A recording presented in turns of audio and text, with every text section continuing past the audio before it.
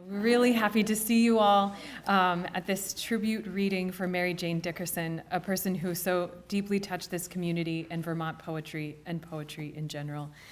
First off, I'm Meg Reynolds. I'm the president of the board at Sundog, the organization that Mary Jane founded and devoted so much time and energy and resources to, that was very dear to her heart, as she was to us. And so just to get some logistics quickly out of the way, the restrooms are just behind us toward the entrance at the end of the hallway there. There are a few snacks available in the back. If you haven't enjoyed those yet, please mingle and enjoy during the break. Thank you. First, I want to thank quickly the Vermont Arts Council and the Vermont Humanities for their support of Sundog programming. They have been instrumental this year in funding programming such as this. And also, just wanted to mention that we are another piece of Sundog programming coming up in October. On October 3rd, we are holding an eco-poetic symposium at Champlain College in Burlington, Vermont. We are welcoming 4 panelists and a mediator that bring together poets and environmentalists to discuss how these two disciplines can meet the urgent needs of our time and climate crisis. So I would love to see your faces there as well.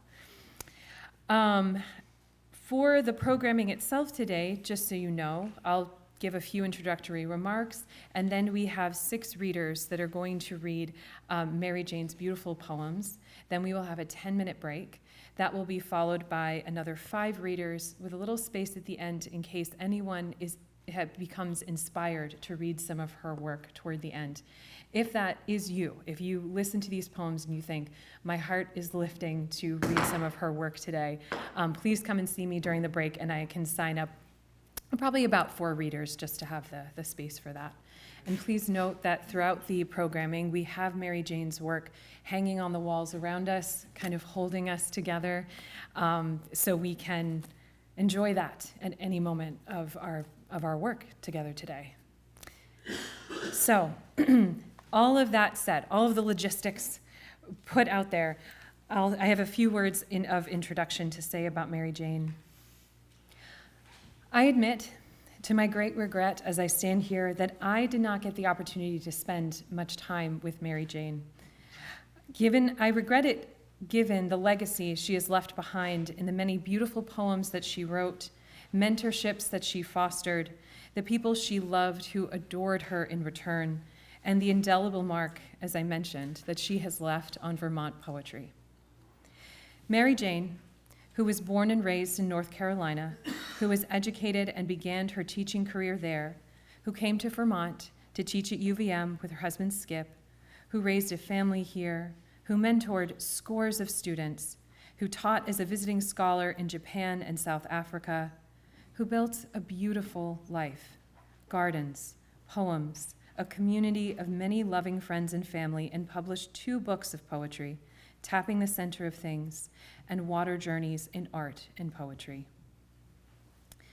This is the woman we celebrate here today through the power of her work, a woman who made a craft of her life and who led others to do the same. I had the good fortune of meeting one of her mentees recently, the memoirist and UVM grad Eliza Anderson, who in a moving tribute to Mary Jane wrote, "The people who bring us to our craft are holy." Mary Jane is one of those holy people who goes on gently and kindly leading us to refine our shared crafts of living and of poetry. I am tempted to compare Mary Jane's legacy to a kind of wealth, which of course it is, but I think it is something deeper and more fundamental than that. Before the invented systems of commerce and trade, there was the earth, from whose emergent generosity we are born and fed, to whom we owe all our marveling. To teach, to write, to nourish the way that Mary Jane did takes this kind of earthbound patience and love that grows like a garden or an opus. It is impossible to measure and a gift to witness. So I invite us to witness it now in her poems, and I will begin the reading today with her poem, The Old Place.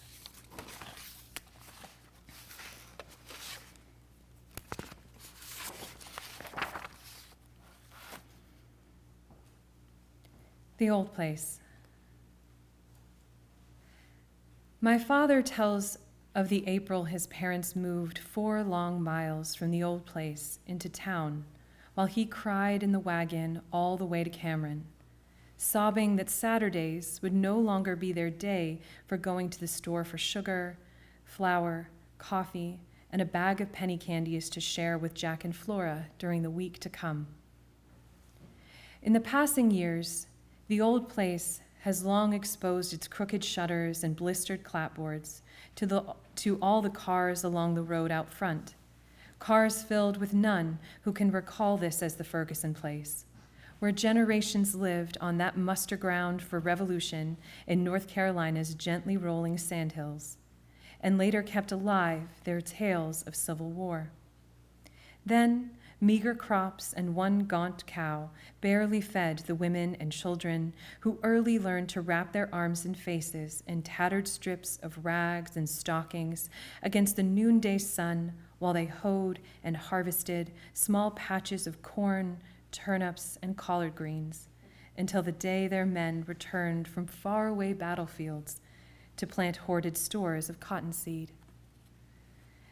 Now from town we make our own return, once or twice a year, to walk down the slope behind the kitchen wing to visit the spring out back, where water always bubbles up, even in the shimmer of July's thick heat. There, Father stoops to scrape aside glistening layers of decomposing leaves, then cups his hands for us to drink water as cold and clear as if this spring tapped into the very center of things. And with that poem, we begin the reading. I will welcome up next Rebecca Starks.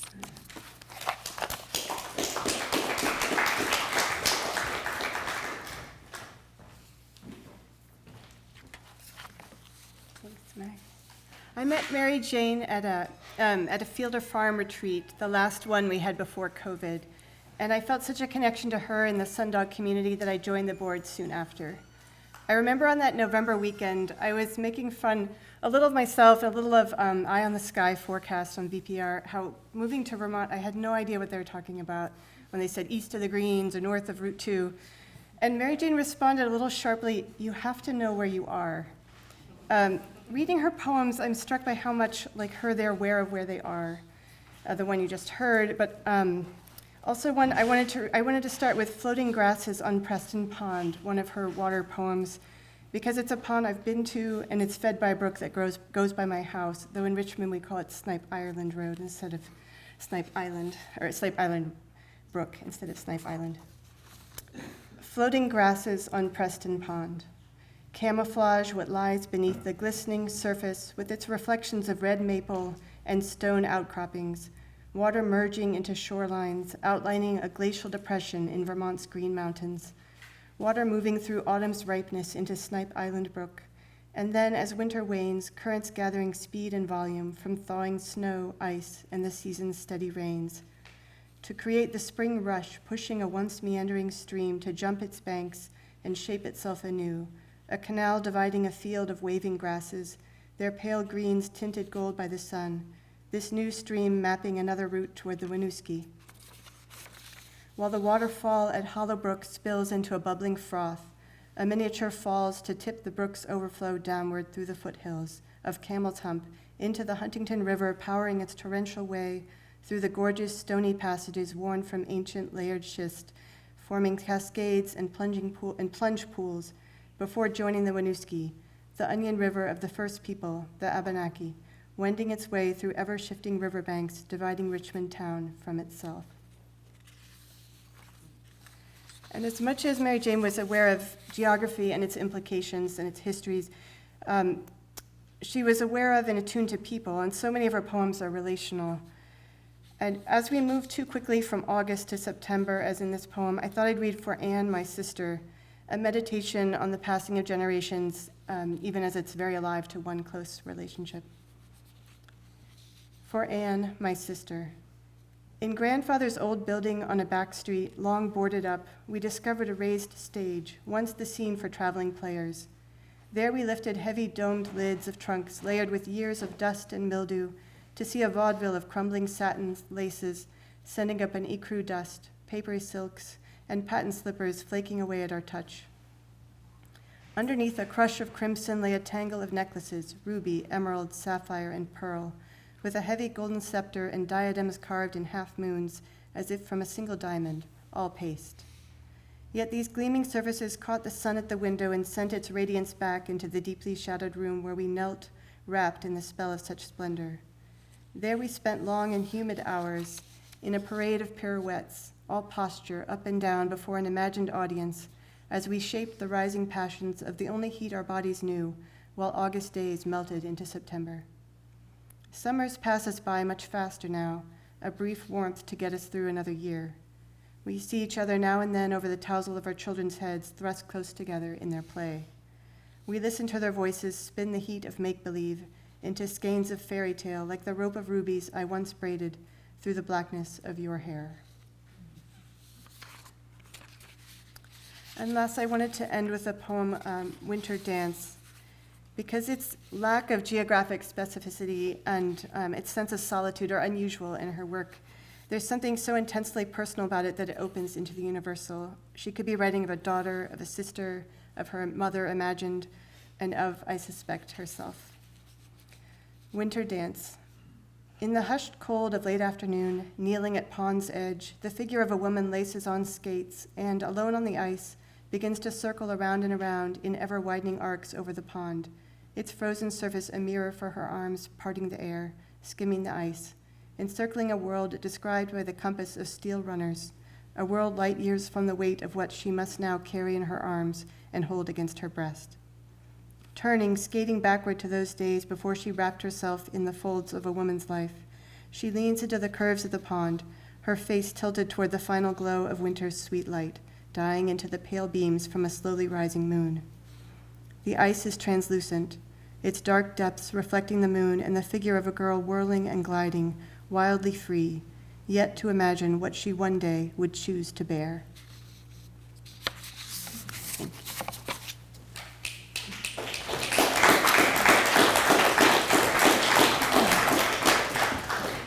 Thank you, Rebecca. Up next, I welcome Gay Symington.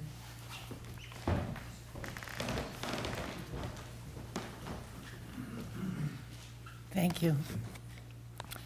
I'm reading two poems, and I thought they both took place right next door, but I fortunately sat next to somebody who knows that that's not the case. They put me in I will recenter them in terms of their location. But both of these poems take place in April, which, and I've heard I had the benefit of listening to Mary Jane read one of these poems because my son Tom taped her and posted it on Instagram.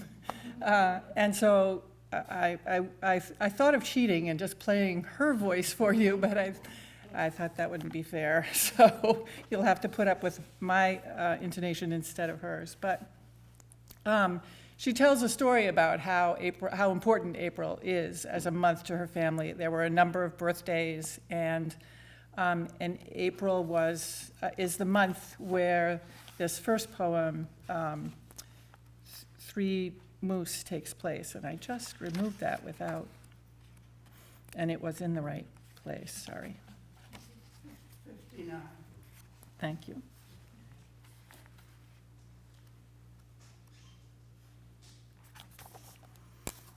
And I thought this happened right next door at her house, but I believe it actually happened up at the Vogelman's place on Schillhammer Road.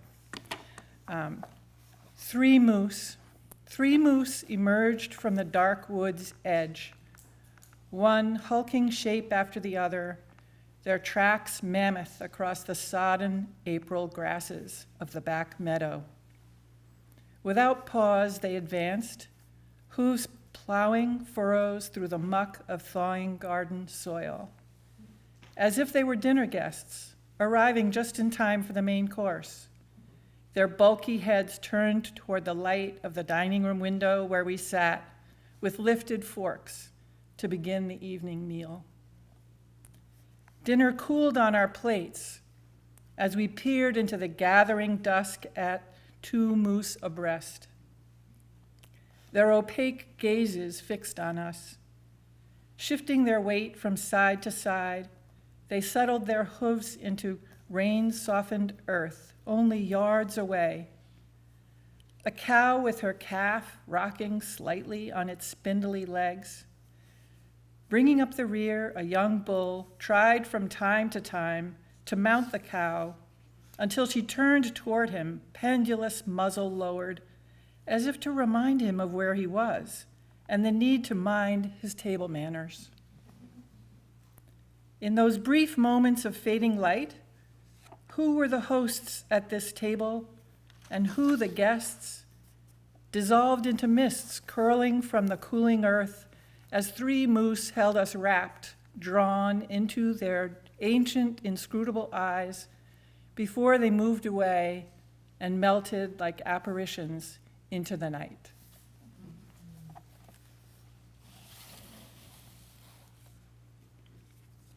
And this one did take place at Mary Jane's, what I will call Mary Jane's house, but it is no longer Mary Jane's house. Sorry. And this, every April, Mary Jane, a huge stack of split wood would arrive in Mary Jane's driveway. And this is a poem of stacking wood and writing poems.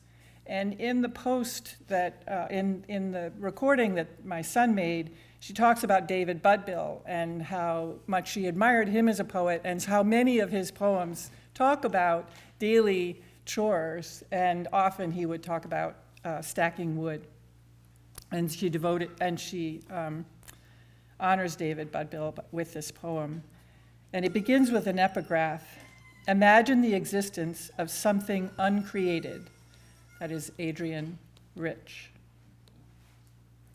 On stacking wood and writing poems.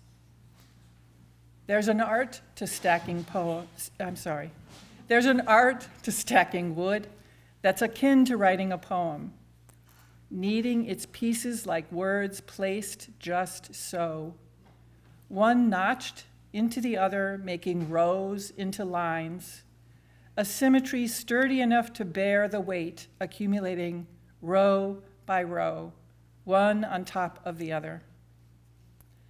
From the pile just unloaded, cord by cord outside the barn door, where it spills about on the grass, blocking the drive. Choosing each piece by eye in time begins to build from what looks a haphazard sprawl with no hint of what may lie within. A workable design that may unlock the rhythm in the work and the word.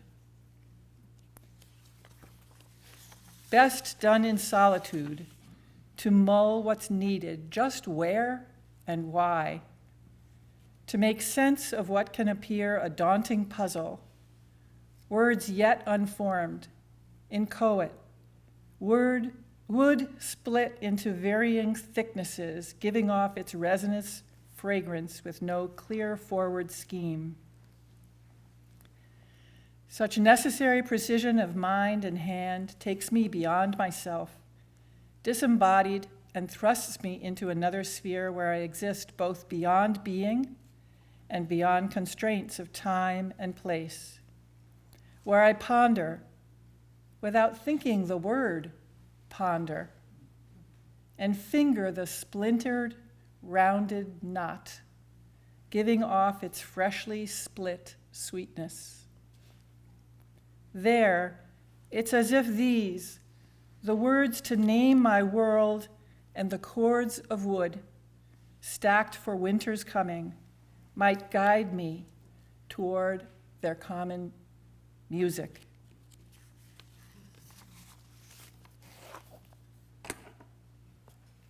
Thanks.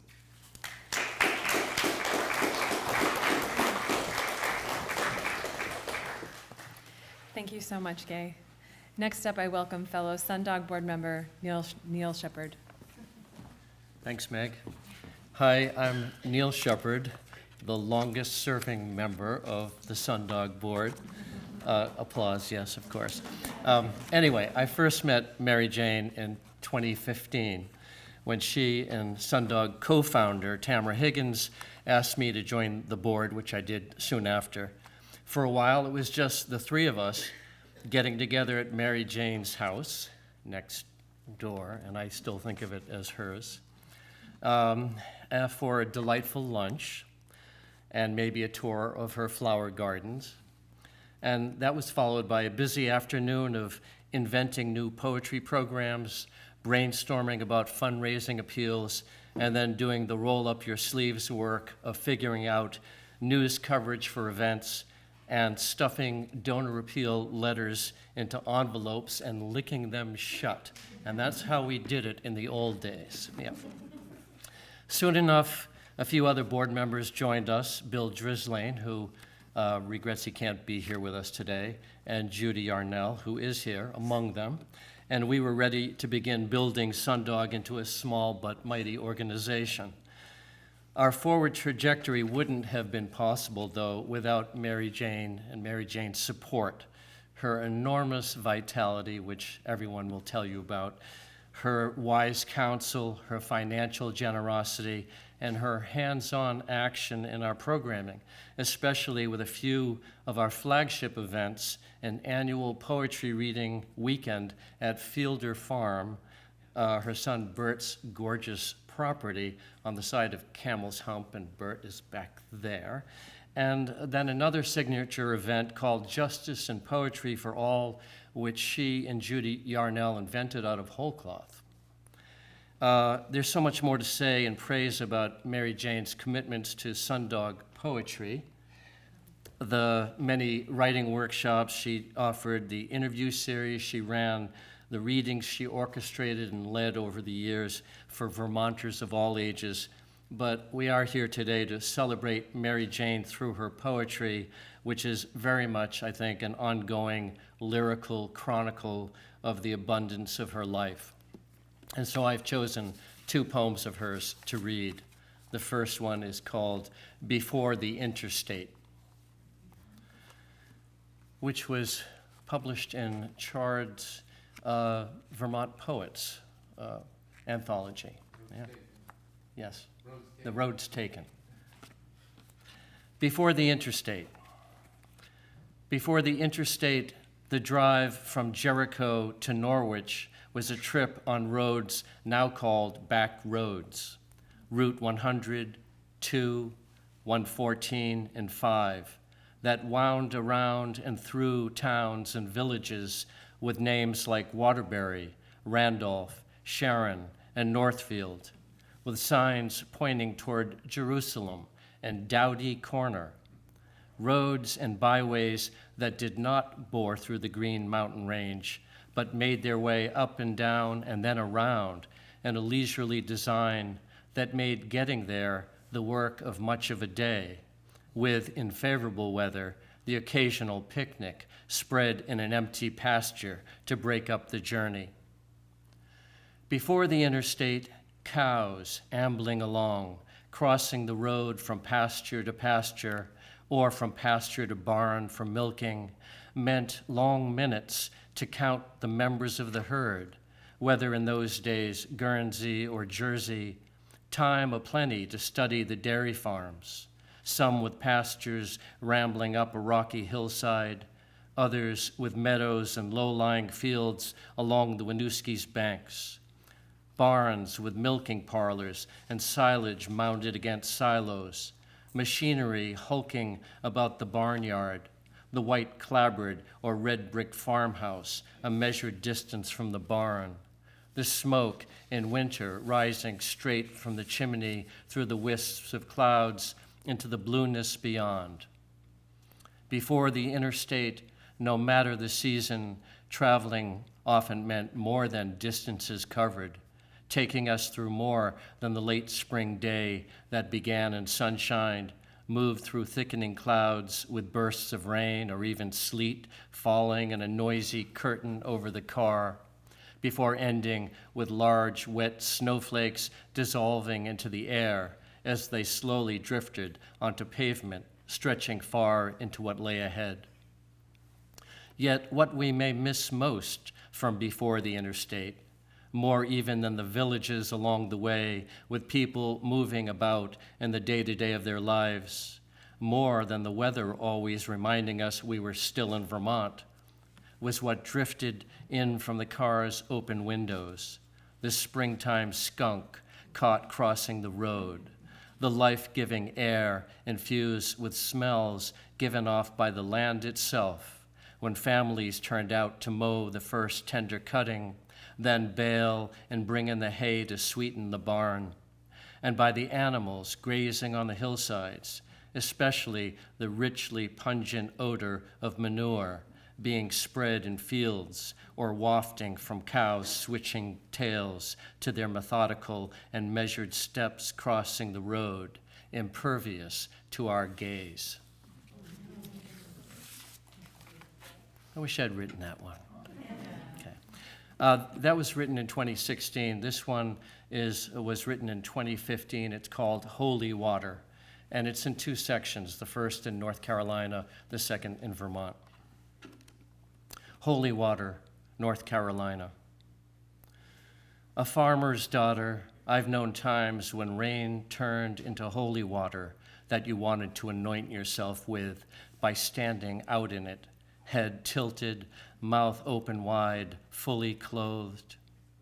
Our Father, during the hot, dry Julys and Augusts when a rain came pouring down just in time, would leave the supper table, his plate still piled with tomatoes, okra, and butter beans, go out the porch into the backyard, where he would hold out his arms, throw back his head, open his mouth to drink the rain that flowed down over his face. He would come back in drenched and joyful, a boy again, announcing to all gathered around the supper table that this was $1 million rain. 2. Vermont.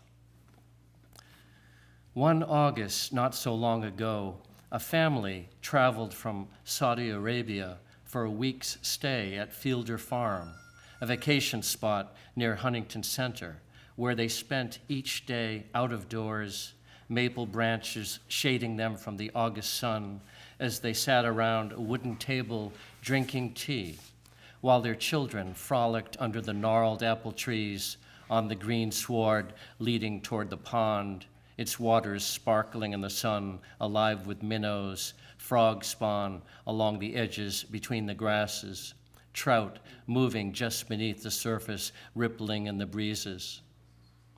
One hot, lazy summer afternoon, a thunderstorm blew up a sudden downpour. Instead of gathering up tea things and making for cover, everybody, men in their long white robes, women veiled in black from head to toe, even children freed from the garments of their elders, stood about on the soft grass, lifted their faces skyward, opened their mouths as if to take all that greenscape into the core of their being.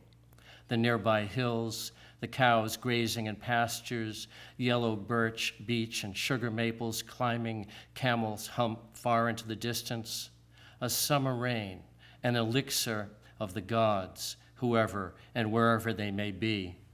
For long minutes following the cloudburst, their clothes plastered to their bodies, they stood about quietly, reverently. Thanks.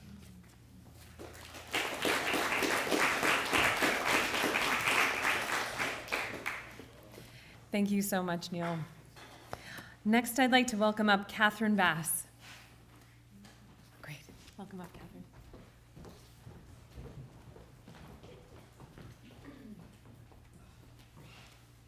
Thank you so much, Meg. My name is Catherine, and very sadly, I never had the chance to get to know Mary Jane. But through my work at Jericho Town Library, which is just over here on the center, I've felt the profound impact that she had on our community and on the wider region in Vermont. She was so generous with her time and with her money here in Jericho and at our library. Every April, she ran workshops, poetry workshops, to help people develop their own craft. And these are workshops that people still come in and talk about at the library today. She also gifted us with a spiral-bound manuscript called Stories I Must Tell that had never been formally published, and I've been working to digitize those poems. And through that work, I do feel like I've gotten to know her in some small way. So I was very honored when Bill asked if I'd like to read at today's event. I'll be reading 3 of Mary Jane's poems, and as someone else who also came from another place and moved to Vermont and fell fiercely in love with the community and the land here, I'm very happy to read these 3 poems that I feel showcase Mary Jane's keen observation and her love for this place. The first poem that I'll be reading is called Trapped. Jericho's mill brook encases another fallen pine in its icy grip, the branches casting intricate blue-green patterns against the snow. Both tree and ice caught on a canvas of light and shadow that will dissolve into the inevitable motion of spring's renewal from the sun's gradual warmth and that music of water stirring with all winter has brought its way. Next, I'll be reading Red Osiers. Snow catches and holds clustered red osiers, hardy dogwood of the northeast, so their branched limbs glow with the intensity of the sun and cast shadows into blue and purple patterns down and across Millbrook's frozen bank. A delicate wash of color on white, handmade paper, its intricate composition one with the sun, the snow, the brook's eventual journey toward the Winooski and into Lake Champlain. And finally, I'll be reading Winter Thaw. A peephole in the snow along Irish Settlement Road opens an eye into spring's transforming power to carve from piled up roadside snow a seasonal waterway, bearing signs for passers-by, an insistent rivulet with hints of what's to come. Thank you.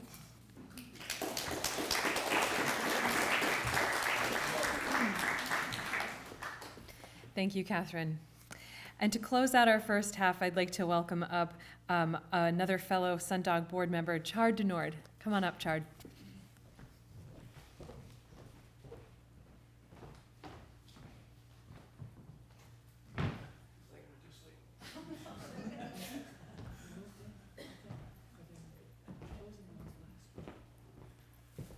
Thank you, Meg. It's an honor to be here. I'd just like to start with I was thinking on the way up here, driving up, of this passage from Gilgamesh. It's about grief and what we feel. All that is left to one who grieves is convalescence.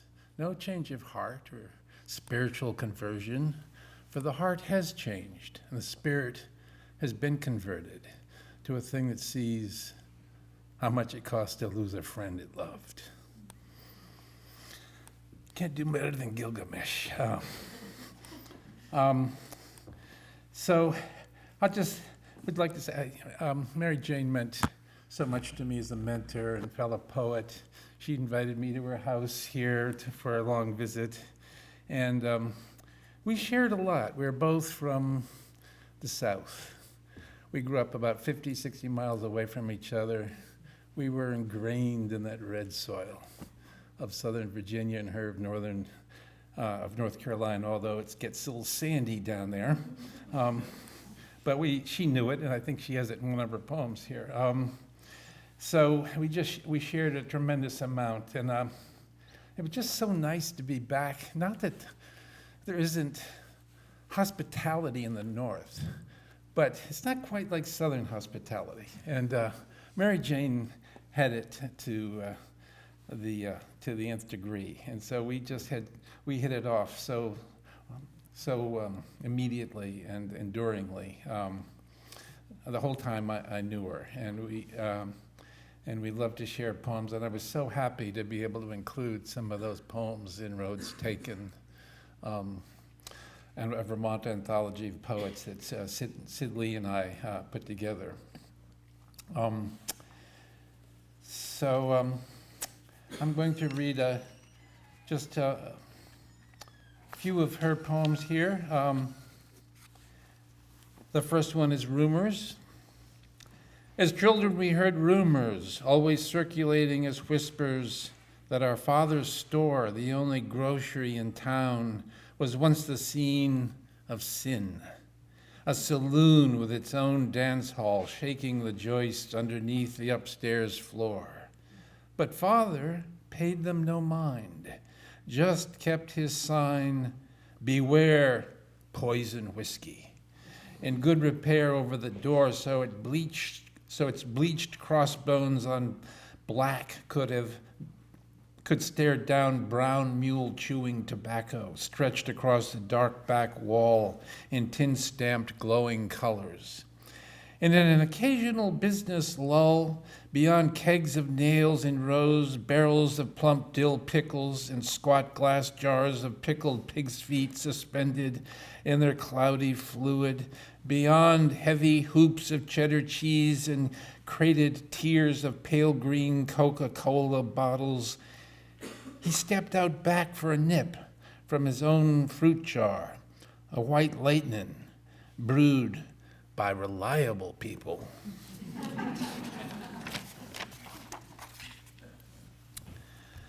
My inheritance is the pull of blood in memory. There, the rising moan of long-leaf pines swaying in winter wind, pans of crackling bread, their aromas streaming from an oven door. Anna's black skin, moist and beautiful, while she balances a wooden flat of dewberries on the plane of her turbaned head. The magnolia leaves, their patterns moving black and white over the moonlit wall, bearing me toward sleep, toward dream. In my body moves the rhythms of all these and more. On Sunday afternoon rides, my father pulls the green Ford to a dusty stop alongside the edges of fields that stretch far into haze, the waves of heat. There, I hold out my palms to receive the slender stalks of grain, brittle and top-heavy, with clusters of rye, barley, oats, and wheat. Their nut-like taste, the shapes of their ripening heads, the earth sounds their names made on my lips. These I learned, these rhythms moving in my body's words. Always I will see berries staked in curing rows, my mouth stained purple, the mouth of June, bright leaf tobacco, wilting in late afternoon heat, cotton fields swelling, white under September sun. Their growth toward ripeness, my seasons as well. The harvest time. Through the years now, through distances I have placed between us, that land recedes, but still I am pulled southward, always toward red clay, toward gray sandy loam crumbling and falling through fingers. My grandfather's and yours, my father, until I too reach out through years and miles and cup my hands to receive the soil, the land, the grain by grain, into my own blood, beating, falling warm. In my body move these rhythms, in my mouth these words move, failing like my blood, Father, Father, in my flesh, in my heartbeat, the soil of home.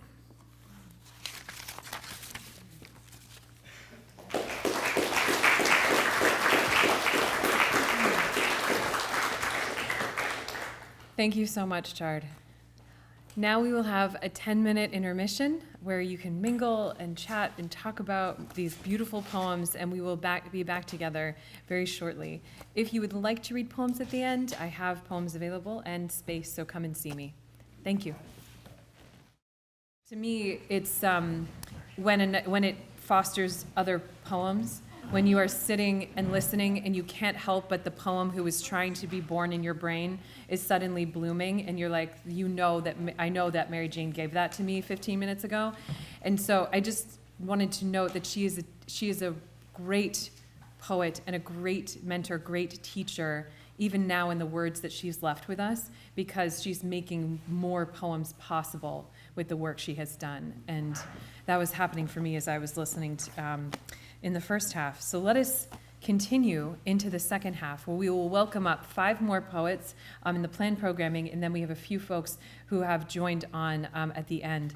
So I want to welcome up first fellow Sundog board member, Larissa Hebert. So come on up, Larissa.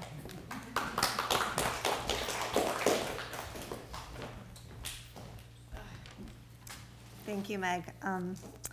I have been working with Sundog Poetry since 2015, only more recently having become a board member, but since 2015, Mary Jane really gifted to me the Share Your Heart, Share the World program, which is now the Youth Poetry Summit. And I've been a teacher this is my 25th year as a high school teacher of English, and every year I take my students. Of course, a hiatus during COVID, but it's been an absolute gift to my students, and working with Tamara, working with Mary Jane early on, and knowing them and how they fostered poetry in young people and always supported me with that. So that's where I'm coming from when it means, what it means for me to be standing here and thinking of what she's given me, and I will continue to give my students. So when I asked to read a poem, I was handed her poem from Lake Champlain Shores. And my father's a retired Maine State geologist, Dr. Woodrow Thompson, and I grew up mineral collecting with him. He received his master's from UVM, so I'm very familiar, even though I grew up in Maine, I'm very familiar with the Lake Champlain shoreline. He actually led a rocks and writing field trip with me in Vermont, and so when I received this poem to read, I said, wow, this is it. I know how to say these words, and I know this experience. So again, from Lake Champlain Shores for Bruce. We gather baskets and buckets of rocks, mostly flat gray stones that fit into the hand, many streaked with madrian-like white lines, and shaped with such precision and intent they might have emerged from a sculptor's studio. No two alike, as ruggedly individual as any species of what we call human, and as necessary to the ongoing creation story of this planet. Iberville Shale, after the Quebec town, so thinly layered, the finger can trace the sedimentary rock formed from marine silt, deposited millions of years ago from oceans covering much of North America, compressed and hardened over time by forces creating white veins of mineral calcite into nature's art for us to hold in our hands, each rock its own message sent to us from Vermont's geologic story, a story yet alive in the folds and twists of cliff outcroppings that, on occasion, let loose slabs of rock that tumble into Lake Champlain. And that was in written March 1st, 2018. So of course I emailed that poem to my father once I received it, and he greatly enjoyed this piece as well. So we are thinking of Mary Jane. Thank you.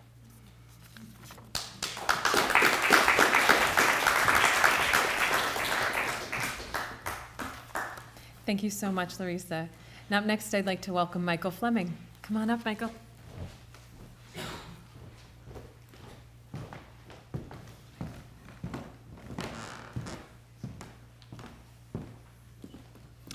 Good afternoon. My name is Mike Fleming. I'm the newest member of the board. They let me on the technicality that I did meet Mary Jane one time briefly. That was good enough, I guess. 2 poems. A morning kayak on Lake Michigan. 9:00 a.m. Waters emerge from a dark wood to greet the early sun and move slowly through beach grasses, with the creek's sinuous surfaces taking on the sky's deep summer blue on its drowsy way to Lake Michigan. 9:01 a.m. The creek widens its channel beyond the waving spiky fronds of low-lying vegetation, winding like a blue ribbon through pale sand dunes toward Lake Michigan's waves breaking in the distance. 9:02 a.m. The final stretch of creek opens its rivulets outward to create a waterscape of curves and lines drawn by currents moving through finger-like spits of beach, yet, at this moment, almost without motion, as if the sandy shoals, moored by water, were painted by feathers once held by the hand of a 15th century Japanese Buddhist.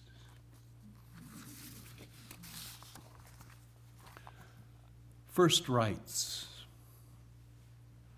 It was the fall of 1960, and I was about to begin my first teaching job, to collect that first official paycheck with its mysterious figures of what seemed to be arbitrary sums of taxes, Social Security, no Medicare yet, no medical insurance either. And then the next predictable step, to buy my first car, a Carolina blue Chevrolet Impala, the shiny sound of those words. Its purchase, my first indebtedness, solemnly co-signed by my father, as if the salesman thought me too callow at almost 22 to understand the obligations of such weighty ownership. Yet, never since that fierce adrenaline rush has owing money felt so good, like having arrived somewhere you never knew you wanted to go. And while learning how to teach students at a nearby Baptist college, students near my own raw age, while spending long hours each night, barely staying a chapter ahead in Don Quixote and other weighty tomes, my father called with worry that I might forget to register to vote in this, my first presidential election, worried that years of supper table talk about the ever-changing political scene, with heated debate about which Democrat should run for which office, may not have inoculated me with a proper regard for citizenship. As a Democrat, of course, never a Republican of any stripe in my Southern family. He went on to remind me just when and where to present myself for registration by Miss Minnie Muse, and then come to the Cameron Firehouse that first Tuesday in November to vote for John F. Kennedy, already my father's hero. This same president, who, with light brown hair blowing in the wind as he leaned and waved in the Texas sunshine from the back of the presidential limousine, a gleaming black Cadillac convertible on another November day, not too far hence, this same president would be toppled in an instant by an assassin's bullet on the November day father took delivery on a sporty white Ford Thunderbird with a red leather interior, the only purchase ever made just for himself after a lifetime of looking after the rest of us. I remember how he drove into the yard and sat, head bowed, weeping, with the car door open. Thank you.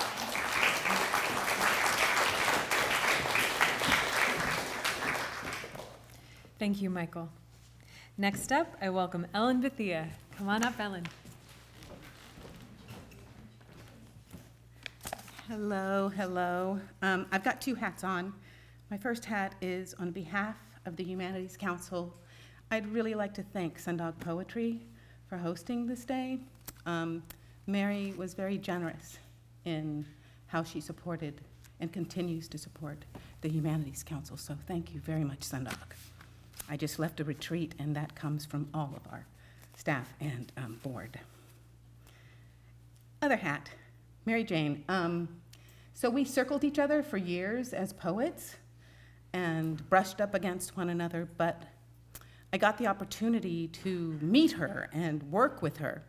And in preparation for that, I took in everything I knew about her. She was a poet, an academic. She was of my dad's generation. She was from North Carolina, grew up about an hour away from him, and she was white. And I remember putting on my armor and thickening my skin to meet her, because I didn't know who I would meet. And we reintroduced, and she looked at me, and her face just lit up like she had just gotten a piece of home. And I heard her voice, and I lit up because I recognized that home. We were walking in the garden, and she, arm in arm, and she was rubbing, her hands were just brushing just back and forth on me, and she stopped, and she was like, "I am so sorry." And I said, no, it's okay, if you don't mind me closing my eyes and listening to your lilt. So these poems I chose, and I am from the South, people. I get emotional and I show it, so forgive me. I'm sorry, I'm trying to be composed, but ooh, Lord, okay, it's hard. These poems are continuations of conversations that we shared. This one is White and Black. February's snows keep coming, falling in a heavy silence from the ashen sky, hour after hour, turning day into night, night into day.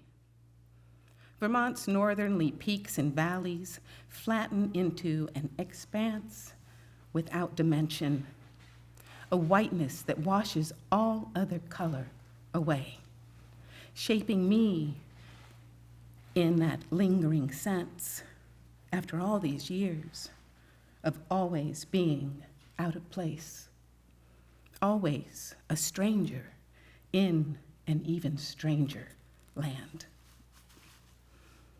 February's snows bring me home to what I have missed even more than the familiar and gentle southern landscape, even more than the intimate culture of family and place. February snows bring me home to what I have missed most from the pulse and rhythm of everyday life, to what turned life itself into possibilities of improvisation, that daily presence of African Americans, Black people whose names with cadence and timbre of voices still reverberate in memory, whose faces still appear everywhere across my homescape and theirs. Deep in rural North Carolina,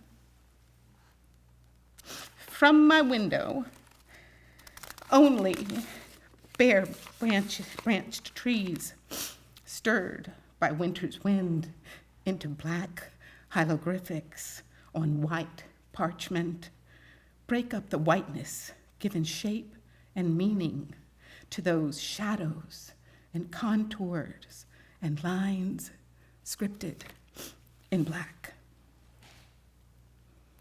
February's white loneliness hollows out warmth from the body, leaning into the howl of blizzard knocking at the door.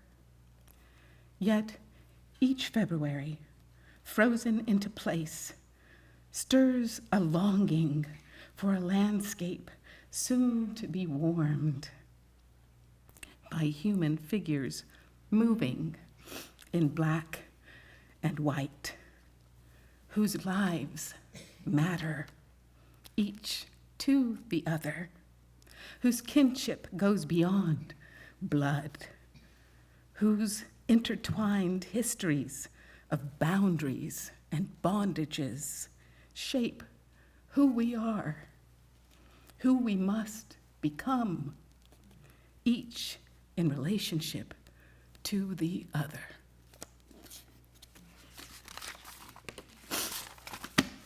Okay, this one, a little lighter. So I'm a vegetarian, and one day we were walking in the garden, and Mary Jane said, so do you remember meat? Because I quit eating meat when I was 12. And I said, yeah, I remember some things. I remember liver, the melt of liver and onions.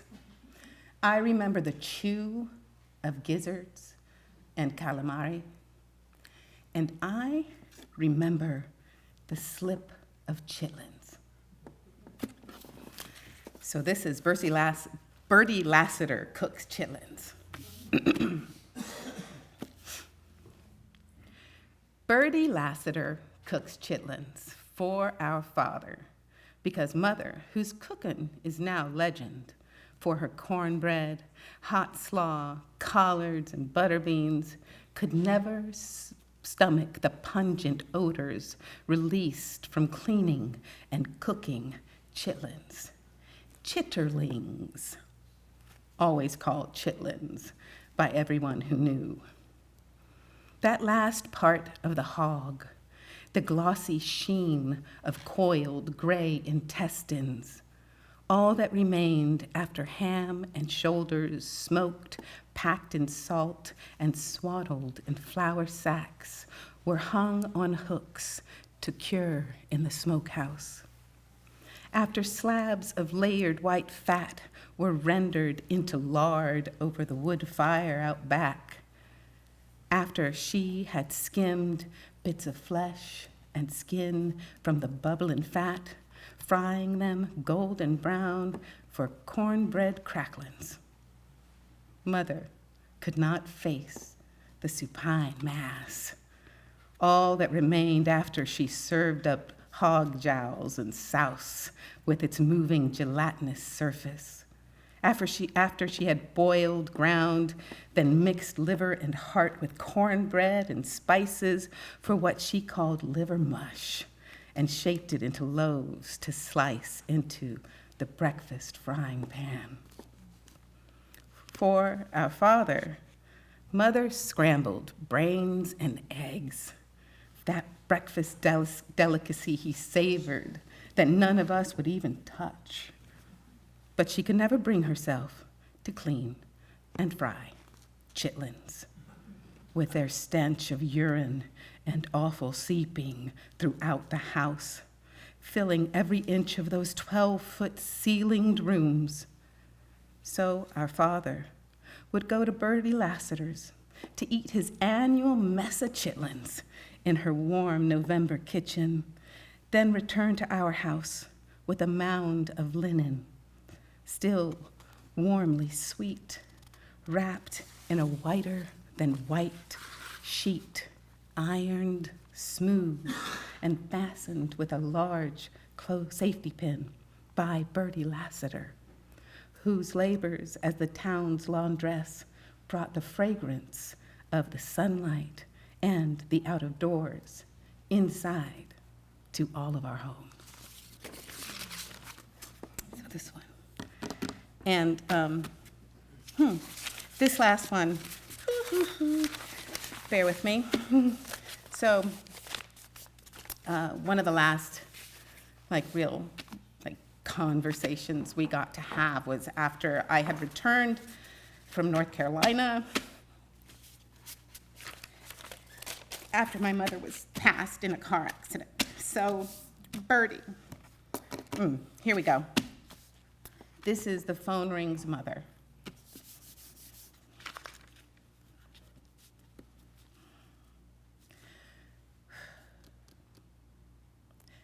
The phone rings, mother.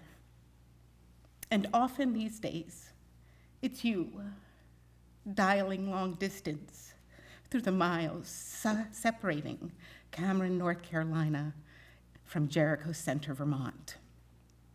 Your voice urgent with messages of death. These, our losses, you deliver as if to redraw the map of home, to keep it clearly marked, to offer some direction for you and me from here on out. Sounds of love break like tears in your voice, a love I hear and know not meant for me alone. Miss Annie Burst fell dead in the night, her flesh frail, already cold against the tile of the bathroom floor where Uncle Jack from next door found her when he called her name and got no answer. Once, not so long ago, she bent to kiss my daughter's cheek, a touch like a leaf's slow fall to the grass. In your voice breaking the miles between us, I hear that such memories can never replace neighboring for 40 familiar years. Miss Vera McLean slumped toward death and spilled milk across her supper tray. You tell me how your father and others found her skeletal form in the early morning hours. The odor of soured milk led the way through rooms jammed with tables and bureaus, stacked with boxes filled with yellowed newspapers. For years, she circulated each day's happenings as she made her way from porch to porch, collecting Cameron's news from such events as the Muses motoring to Sanford for a day of shopping and visiting, all for her weekly column in the Sanford Herald. We remembered that once she gave you heather to plant by the kitchen steps. A full season later, she dug it up without a word and passed it along to another. Together we mourn the giver of such gifts. In spring, your youngest brother, Frank, crumpled at his wife's feet, startled by death's interference with his after-dinner walk, leaving you holding childhood scattered over a grave dug from moist May soil, standing close to your sister and brothers, where Blue Ridge Mountains rise into the greening distance. This pain at my throat mingles tears with the strumming of grief, deep in my own mutable flesh, yours and mine, our grief for all those lives had given shape to our own.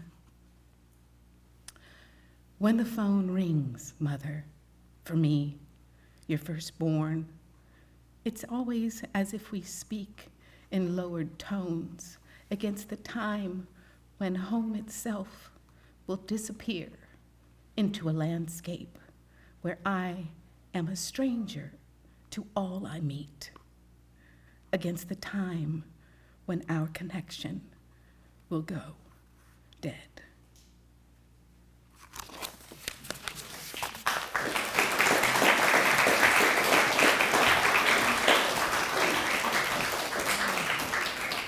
Thank you so much, Ellen. Next, I welcome up Steve Kramer. Come on up, Steve.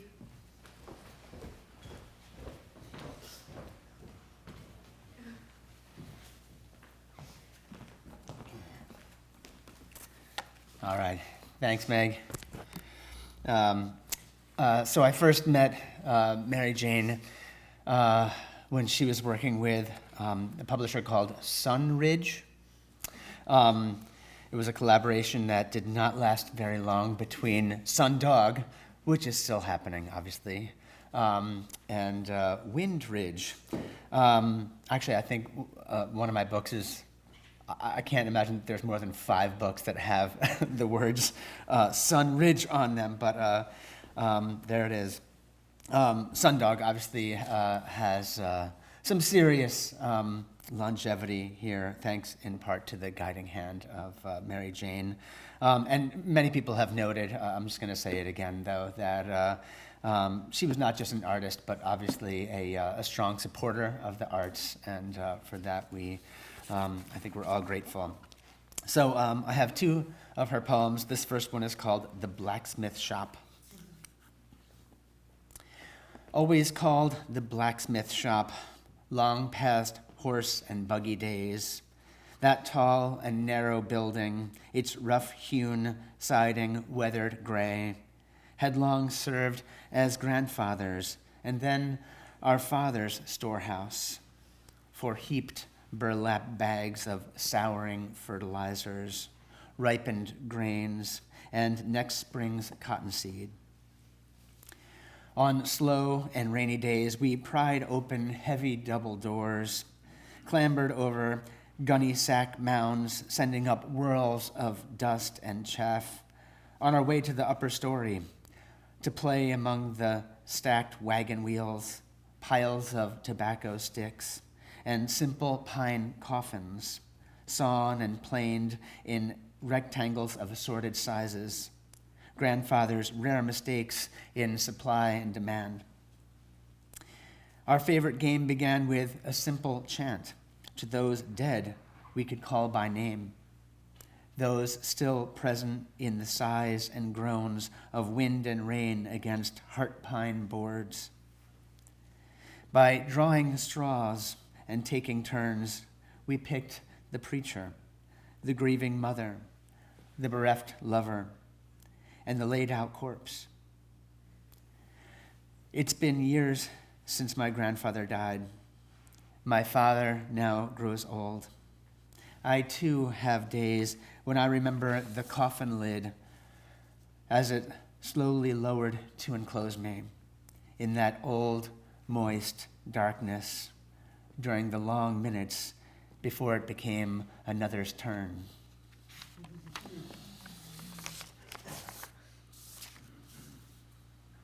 Man, I love how surface level the first 2/3 of that poem is, and then it just deepens so heavily. We go from the mundane to,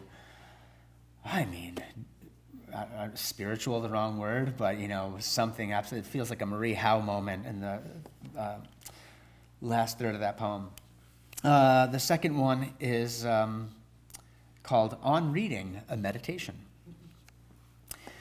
A touch of recognition, even that of a small, stiff, and yellowing library card, translates itself into a rush of sensations tumbling over themselves to propel me into a small anteroom, its high windows dim in that late afternoon, a quiet workspace off the main room of Cameron School's library, where we disappeared into books after school, while our mother finished her librarian's work for the day, often lending our hands to what needed to be done.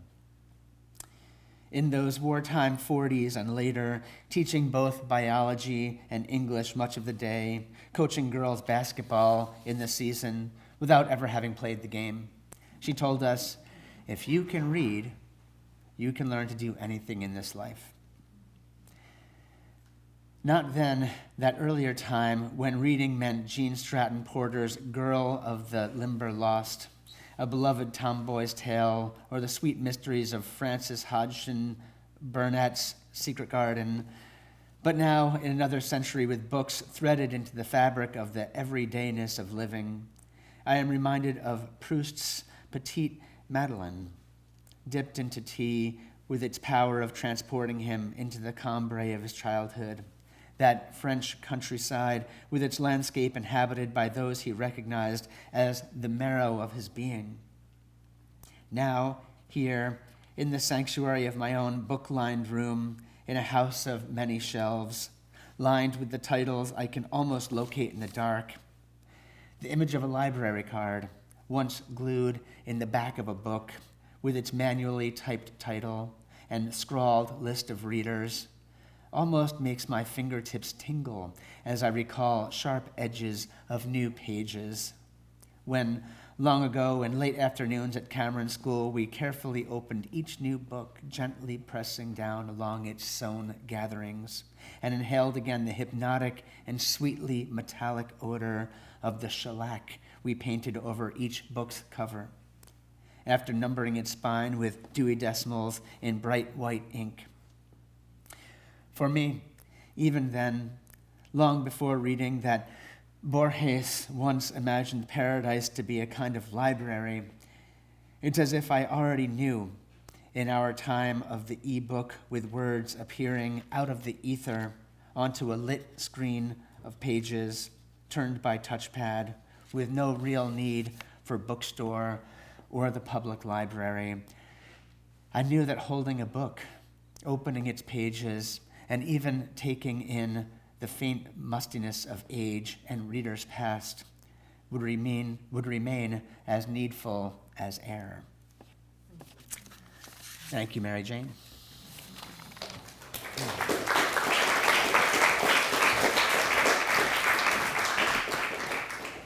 Thank you, Steve.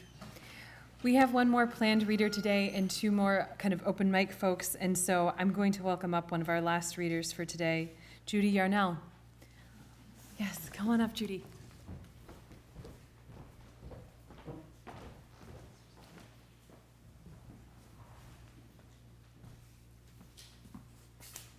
Thank you, Meg. Mary Jane and I appeared and then reappeared decades later in each other's lives. We both came to UVM in the 1960s and were taught in the English department under the humble title of instructor. That was a position back then. But we didn't really know each other then very well. Then I went to a Sundog event in Jeffersonville and was kind of bowled over by the spirit of it. And Mary Jane was there, and I recall saying to her, "Oh, I would love to be connected with Sundog." I just felt like what Sundog was doing was so necessary, so joyful, and just a needed part of culture in northern Vermont and Vermont. And I very much enjoyed planning events with Ellen and Mary Jane on her porch right over there. And it was at that time that I got a sense of what a wide and generous and loving and giving person Mary Jane was. We all know that, yeah. Okay, I'm going to read two poems. The first is called My Last Mules. She wrote a suite of 4 poems on mules. I love animal poems, so this was an obvious pick for me. But it also covers the transition between North Carolina and Vermont. In the winter and spring of our courtship, you pursued me with your camera through a Chapel Hill that saw record snowfalls each Wednesday during the month of March, when only your Yankee car, an ancient Buick, Bertha by name and wearing chains, could plow her way down a silent Franklin Street. Then through a North Carolina spring of dogwood in frothy drifts of whites and pinks, lighting up longleaf pine forest floors, and the gaudy bursts of azaleas, their magenta and peach splashed against every house. To the Easter Sunday in Cameron, when you aimed the camera at me, poised against the barnyard fence, positioned between ample rear ends of 2 mules as they stood against the barn, its planks silvered by a century's weather, The two mules sway back with age and decades of labor. Those exuberant days you once recorded through the lens and seasons of our years together are always set against the coming of this moment when all I have left are these images frozen in time.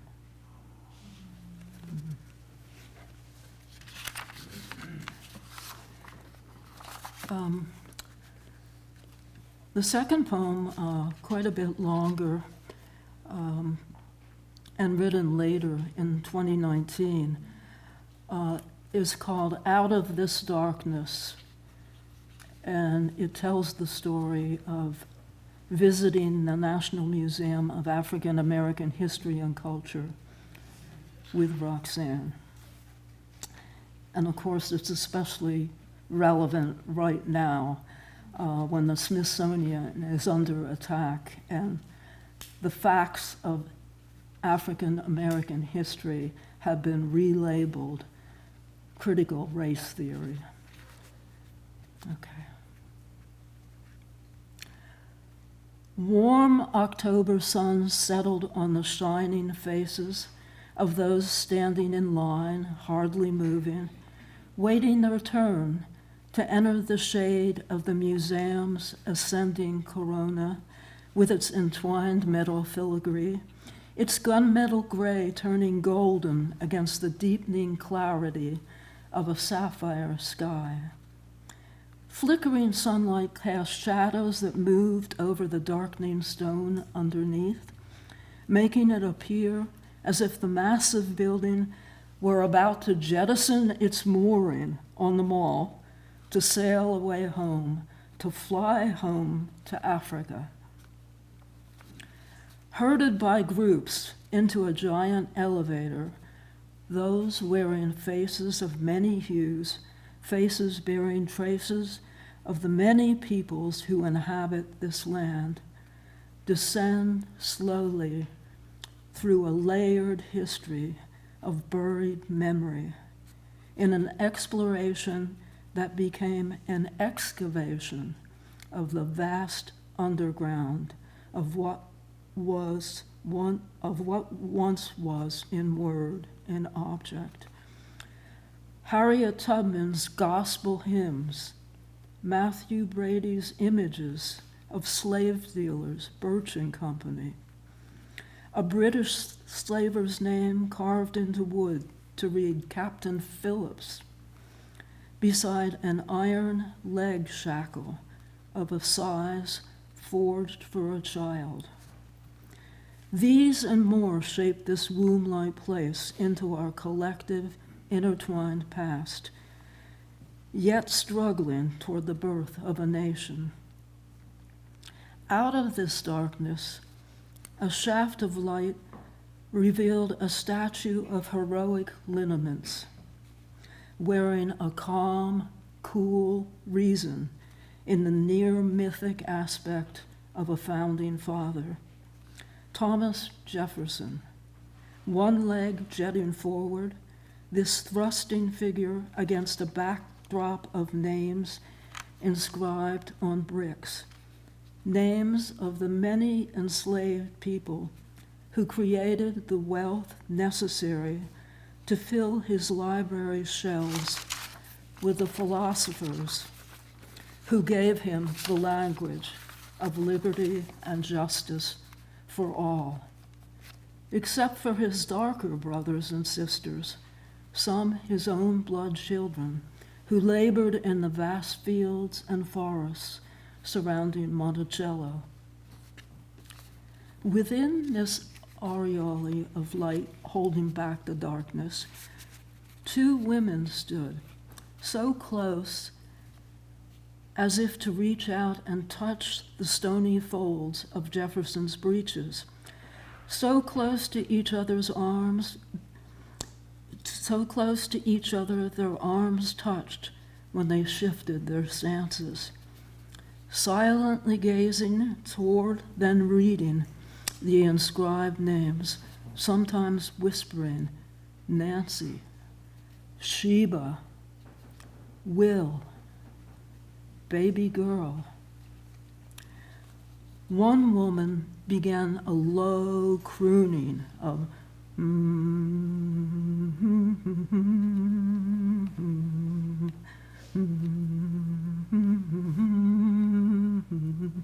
to the slow motion of her head from side to side.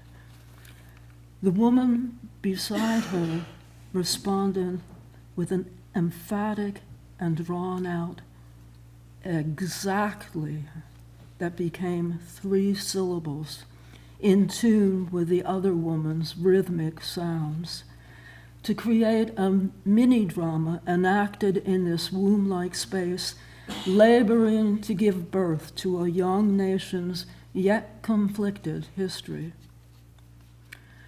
The first woman turned to the other, their words a testament to what was taking place, and looked deep into her eyes, saying, "You give me hope. Then, may I give you a hug?"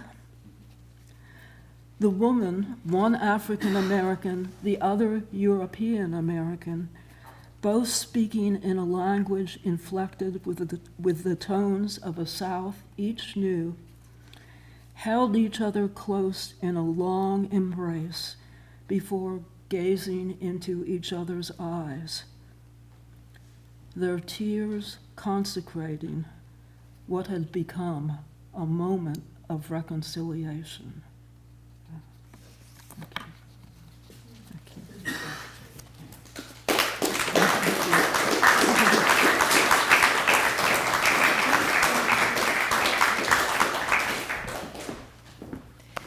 Judy, thank you so much.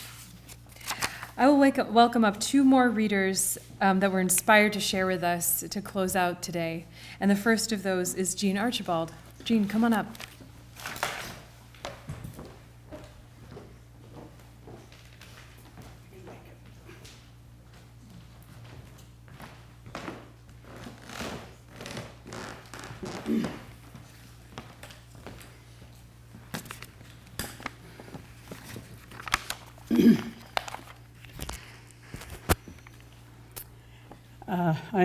Mary Jane was my friend ever since she and Skip moved here to Jericho Center, and I lived in Jericho Center then.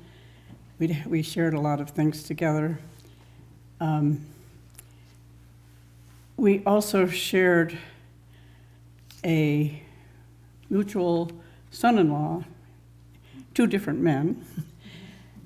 Each of us had a son-in-law who was Palestinian, and I think we've heard today of how broad Mary Jane's world was. And she spent time with my family in Jordan and Azam's family in Bethlehem in the refugee camp. Last year of Mary Jane's life, I spent quite a bit of time here reading poetry to her.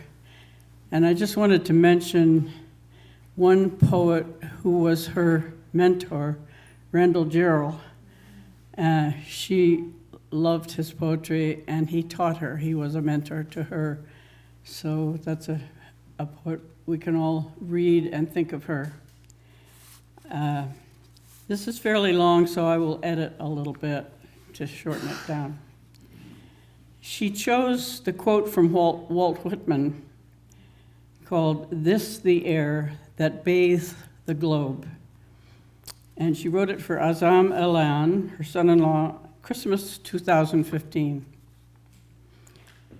This the glow streaming from eye to eye, the language of eyes, spoken from brown eyes to blue eyes and back again. This the sound of voices speaking in a mingling of Arabic and English as we kneel on the floor as one, circling savory platters of rice and chicken, stuffed grape leaves, eggplant and zucchini, platters borne aloft by Amal, always attentive to the needs of her guests. With spoons lowered, then raised, we eat as one, then use fingers to scoop with bread for the last grains of rice bathed in fragrant broth. This the communion we share, in Arafat's apartment in Palestine, high above the narrowly winding, crowded streets of Dheisheh camp outside Bethlehem, outside the Bethlehem where lives an olive tree 2,000 to 3,000 years old. Some say the oldest living olive tree, thriving still in this, the light that bathes the globe. These the stories told of the daily lives of a people whose days take place under occupation by a people more like them than not.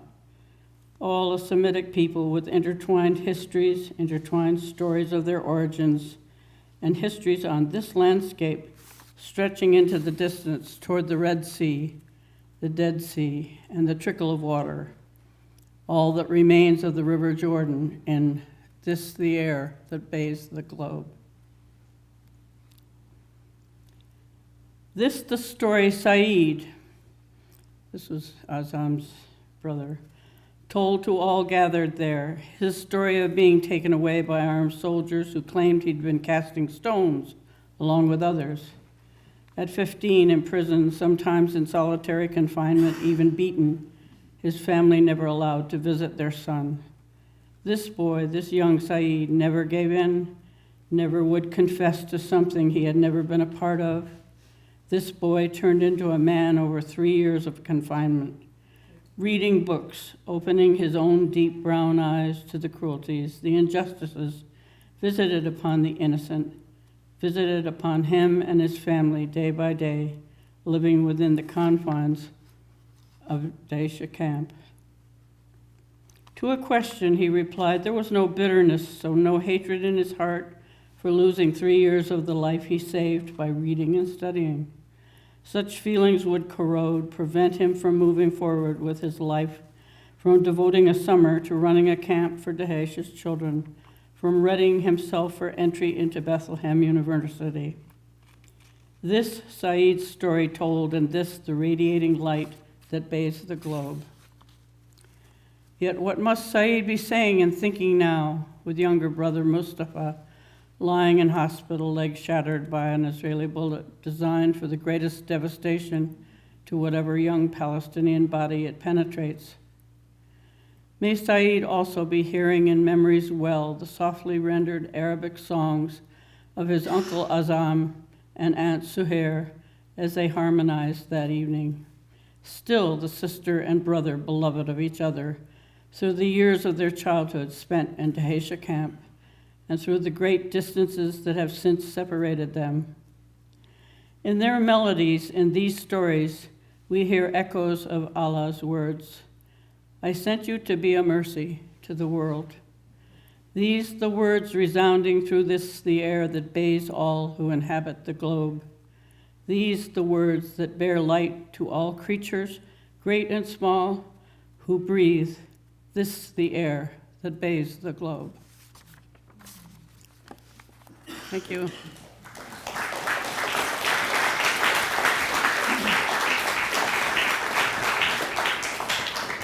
Jean, thank you so much. The last reader that I will welcome to the stage is Kira, who will read not Mary Jane's poems, but an ode inspired to Mary Jane. And I think it really fitting for us to close with a poem that was inspired by Mary Jane, as so many have been and so many will be. So Kira, please come up.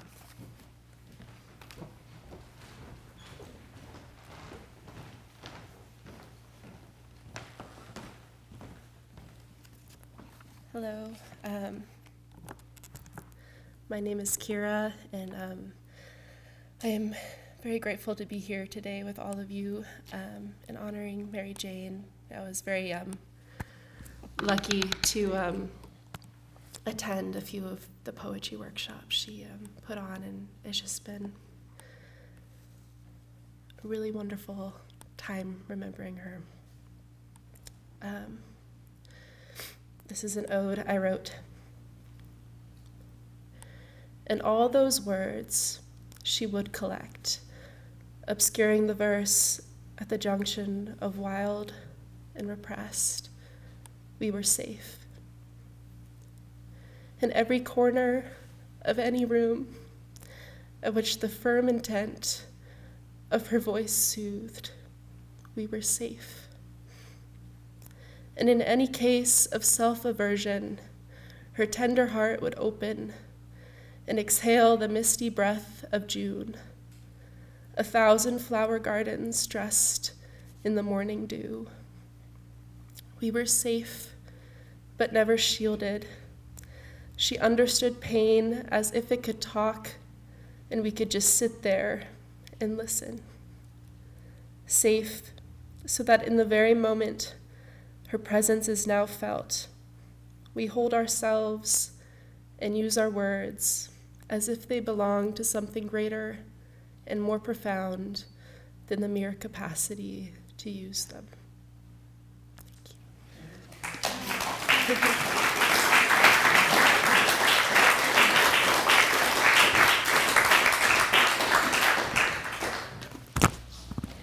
Kira, thank you so much. All right, so that brings us to the close of our program today. I would like to first thank our Managing Director, Drew Frazier, as well as the committee who brought this event together, Michael Fleming, Neil Shepard, and Bill Drisling, who could not be here with us today. Thank you so much for putting this all together. Just as a quick note, this wonderful organization that Mary Jane founded, we are always looking to recruit board members. And if you want to organize poetry programming here in Vermont, around the state, in her memory, but in the spirit of poetry that she loves so much, like, please come and talk to us, because we're always looking for devoted members. And please feel free to circulate, mingle, read her poems, and continue to celebrate this evening Mary Jane's wonderful and extraordinary legacy. Thank you very much for coming.